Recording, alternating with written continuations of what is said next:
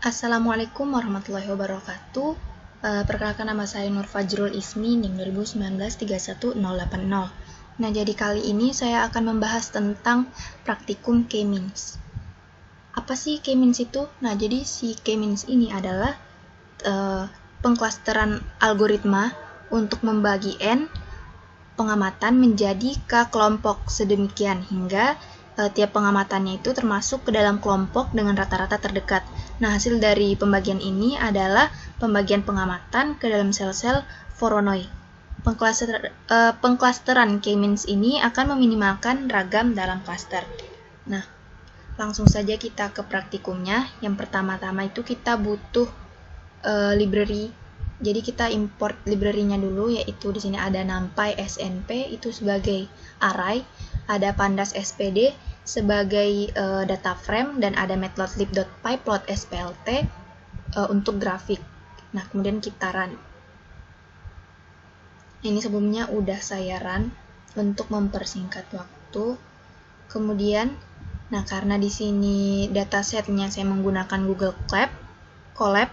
Nah, datasetnya itu saya simpan di Google Drive, maka kita akan melakukan mounting untuk koneksi dari Google Colab ke Google Drive-nya untuk nginput si datasetnya.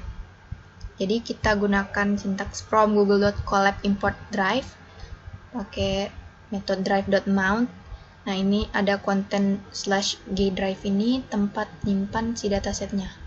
Ini tujuan, ini adalah file tujuannya kemana. Nah, kalau di run, itu akan muncul mounted at /content/get drive. Ini menandakan berarti mountingnya berhasil. Nah, selanjutnya untuk datasetnya, di sini saya buat variabel atau objek baru, saya namakan dataset. Kemudian kita gunakan library pandas.read_csv. Terus kita tulis deh file tujuannya itu kemana. Di sini file datasetnya saya letakkan di folder content, kemudian masuk lagi ke folder G drive, masuk lagi ke folder my drive, terus masuk lagi ke folder Colab notebooks, lalu masuk lagi ke folder praktikum. Nah, jadi di folder praktikum ini ada file yang namanya konsumen.csv, yaitu sebagai dataset. Nah, kemudian kita panggil lagi datasetnya. Untuk nampilin, kita run aja. Nah, setelah di run, ini kita bisa lihat ada dua kolom dengan 20 baris dari dataset konsumen.csv ini. Nah, ada kolom gaji dan kolom pengeluaran. Nah, selanjutnya kan datasetnya itu udah berhasil kita import. Nah, sekarang kita buat variabel baru, yaitu di sini saya beri variabel barunya itu x sama dengan np.sRay dalam kurung dataset. Apa sih fungsi dari x ini?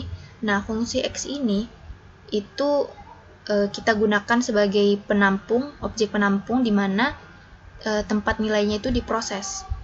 Artinya, semua kolom pada datasetnya itu kita tampung di x agar nanti kita bisa lakukan clustering ke cluster-cluster yang ada. Kemudian kita run. Oke, udah. Kemudian ada ini plt.scatter. Nah, untuk nampilin grafik atau plotting point-nya, kita gunakan scatter, title, x label, dan y label. Kemudian ada show untuk nampilin grafiknya. Di sini kita gunakan library pyplot. Nah, yang pertama di sini ada plt.scatter x kurung siku titik 2,0, terus ada x kurung siku titik 2,1, dan ada label sama dengan true position. Nah, jadi si x.2,0 ini itu sebagai plotting point atau sebagai nilai x, dia nampung untuk gaji. Kemudian yang satu ini dia tuh sebagai y, yang bagian ini pengeluaran. Terus kita beri label true position, jadi posisi sebenarnya dari penyebaran data konsumen itu. Kemudian ada plt.title. Nah, ini hasilnya grafik penyebaran data konsumen sebagai judul dari si grafiknya. Kemudian ini ada x label gaji. Nah, ini x-nya, ini y-nya, y label yaitu pengeluaran. Kemudian plt.show itu fungsinya untuk nampilin si grafiknya. Nah, kemudian untuk clustering data-datanya ke cluster-cluster, maka kita gunakan algoritma k-means. Nah, yang pertama itu kita import dulu library k-means-nya dari scikit-learn.cluster. Jadi sintaksnya from scikit-learn.cluster import k-means. Kemudian kita buat variable atau objek baru yaitu k-means untuk nampung hasil pemodelan dari metode k-means dengan parameter n-clusters ini. Nah, jadi apa sih parameter n-cluster ini? Nah, parameter n-cluster ini adalah parameter yang menentukan seberapa banyak sih cluster yang kita mau. Misalnya kita mau masukin 2 nih, berarti cluster yang kita sediakan itu ada 2. Nah, seperti kita bisa lihat tadi di datasetnya itu ada 20 data.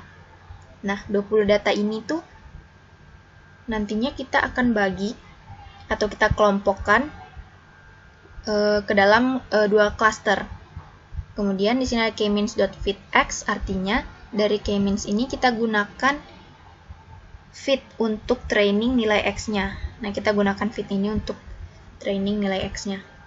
Kemudian kita run. Kalau di run tuh hasilnya k-means n_cluster sama dengan 2, berarti datanya itu udah di training, siap di training. Kemudian untuk nampilinnya, untuk melihat titik pusatnya, di sini kita bisa print k-means.clusters_centers ada 4475.4243.75. Ini tuh sebagai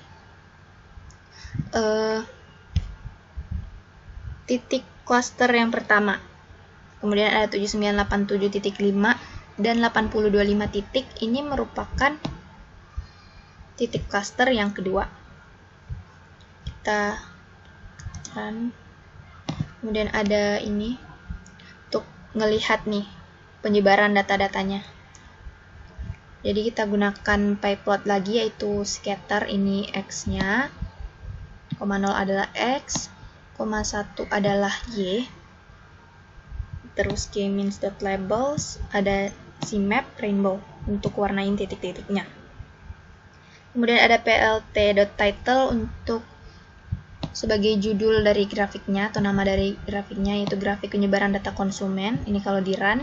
Kemudian ada plt.xlabel, yaitu untuk plotting point dari x. Kemudian ada y-label. Ini plotting x-label tadi itu untuk plotting point gaji. Kemudian ada y-label untuk plotting point pengeluaran. Kemudian untuk nampilinnya, kita tinggal pakai perintah plt.show. Kalau di run, nah sini kita bisa lihat yang merah ini adalah titik cluster yang pertama, titik-titik cluster yang pertama. Kemudian yang ungu ini adalah cluster yang kedua. Nah, di sini untuk melihat titik-titik pusat dari cluster-clusternya, ini sama aja sih codingannya, cuman kita tambahin plt.scatter k-means.clusters_centers_2,0. Nah, ini sebagai x-nya atau gaji. Kemudian ada k-means.cluster_centers_2,1 sebagai y, yaitu pengeluaran. Terus kita agar bisa lihat titiknya, kita kasih warna hitam, titik hitam. Nah, terus titelnya yaitu grafik penyebaran data konsumen, x labelnya atau plotting point yaitu x gaji, terus ada y label plotting point untuk pengeluaran atau y. Kemudian kita untuk nampilinnya kita pakai sintaks plt.show. Ini coba kita run. Nah, ini dia. Nah, yang sebelah sini tuh ada titik warna hitam. Ini tuh sebagai titik pusat pada klaster yang pertama. Nah, yang merah ini adalah data-data penyebaran data-data yang ada di klaster yang pertama. Nah, di sini tuh ada titik hitam yang kedua. Ini untuk titik pusat klaster yang kedua. Dan di sini ada titik-titik ungu yang menandakan berarti penyebaran data-data konsumen yang ada di klaster yang kedua. Nah, jadi si K-means ini fungsinya untuk membagi atau mengelompokkan data-data menjadi kelompok. Jadi hingga tiap pengamatannya itu masuk ke dalam kelompok dengan rata-rata terdekat. Jadi K-means atau K-rata-rata. Nah, jadi selain itu K-means ini dia itu seperti yang saya bilang sebelumnya di awal, dia itu akan meminimalkan ragam dalam klasternya. Nah, mungkin itu saja untuk video praktikum mengenai pengklasteran K-means kali ini. Mohon maaf apabila ada kesalahan dan kekurangan.